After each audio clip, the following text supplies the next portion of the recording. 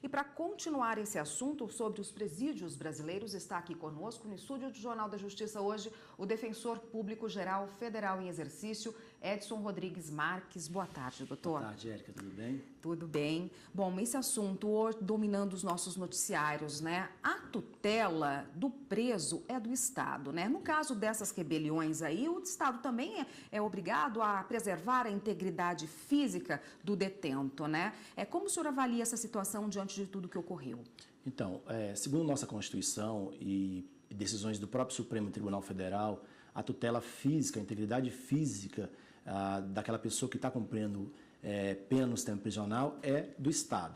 Então, neste caso especificamente, até as pessoas questionam por que o Estado, então, indenizar a família dessas pessoas que sofreram algum tipo de violação à sua integridade física até foram ceifadas a sua vida. Porque há um preceito constitucional que estabelece que é dever do Estado e é uma responsabilidade chamada objetiva que o Estado tem o dever de indenizar nestes casos em que há aí a violação à integridade. Por quê? Porque o Estado é o garantidor da integridade física dessas pessoas.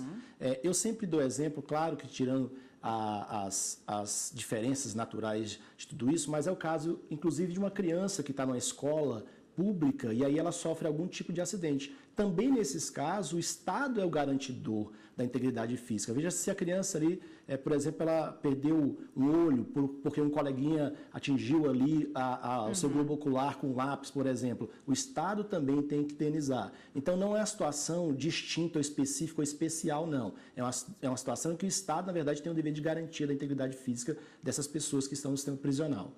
Quais as atitudes práticas que devem ser tomadas, ao ver na sua avaliação, para desafogar os presídios, né, e garantir a integridade dos presos? Então, nós temos uma série de pessoas que, inclusive, já cumpriram pena no sistema prisional, que estão ali aguardando a medida de soltura. Essas pessoas podem ser liberadas de imediato. Há na verdade, um atraso na soltura dessas pessoas que já cumpriram pena.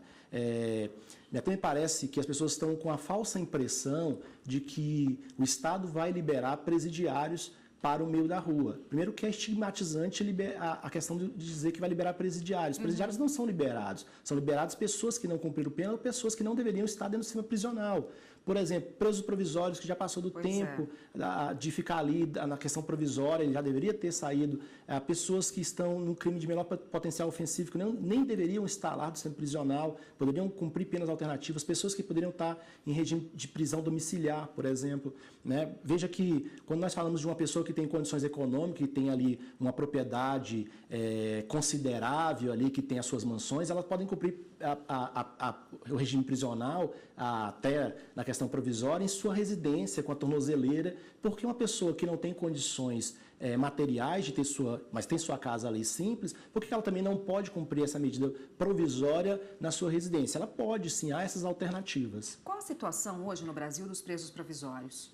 Então, nós temos aí cerca de 40% no sistema prisional de presos provisórios. Quer dizer, é uma situação absolutamente preocupante. Né? E o que fazer para resolver isso? Esse mutirão que vai ser feito, esse diagnóstico da situação é uma saída? Então, eu quero deixar bem claro que as defensorias públicas do Brasil, não só a Defensoria Pública da União, como a Defensoria Pública dos Estados, há bastante tempo tem apresentado esses diagnósticos, né, da superpopulação carcerária, de outras medidas que possam ser tomadas no sentido de trazer um alento a essa questão, mas de certo modo a gente vem passando tempos e tempos e aí nós vamos reprisando os capítulos da mesma novela. Lembre-se lá de Pedrinhas, né? Nós tivemos a situação de Pedrinhas e de Pedrinhas nós tivemos uma experiência que foi exitosa, né? Eu não posso dizer que a estrutura de Pedrinhas hoje ela é maravilhosa, não é, realmente ela continua uma estrutura muito ruim, mas lá foram atendidos diversos direitos dos presos, né? Direitos inclusive que estão garantidos na lei de execução penal e aí a situação reverteu. A situação hoje em Pedrinhas ela é bem melhor do que era, então, tanto que não teve outras rebeliões da mesma natureza. Na verdade, o que nós temos uma sucessão, e aí vai se estabelecendo como se fosse um efeito dominó, em alguns presídios, a mesma situação de caótica, situação de caos, né? Situação beirando ao caos aí no sistema prisional, beirando não, que já vivemos o caos efetivamente. Então, o que tem que ser feito, na verdade?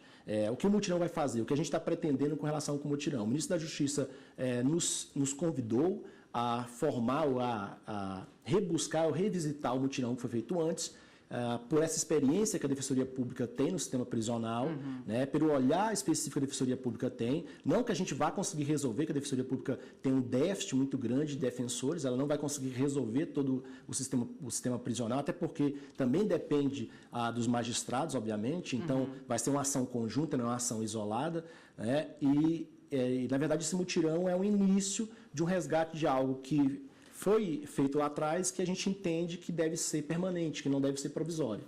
A consequência disso tudo, rapidamente, né, para a gente encerrar a nossa conversa, vai depender de atitude da Justiça depois das decisões da Justiça após esse mutirão, né? Mas quais os cuidados os defensores estão tomando nesse mutirão? Cuidado prático. Então, hoje em Manaus vai haver uma reunião agora à tarde para decidir, por exemplo, números, situações, processos a serem analisados, porque efetivamente nós não temos a real dimensão das coisas ainda, especificamente dizendo em número de processos, né? Então, ao ter esses números, a gente pode definir, olha, vamos precisar de 60 defensores lá no Amazonas e daí em diante o mesmo estudo sendo feito em outros complexos penitenciários, né? Então, efetivamente, de forma concreta, a gente vai ter uma definição a partir de hoje. Tá ótimo, doutor. Obrigada pela participação. Eu conversei com Edson Rodrigues Marques, que é subdefensor público geral e defensor público geral federal em exercício. Eu agradeço a atenção, Érica. Foi um prazer. Obrigada. Até uma próxima. Até a próxima.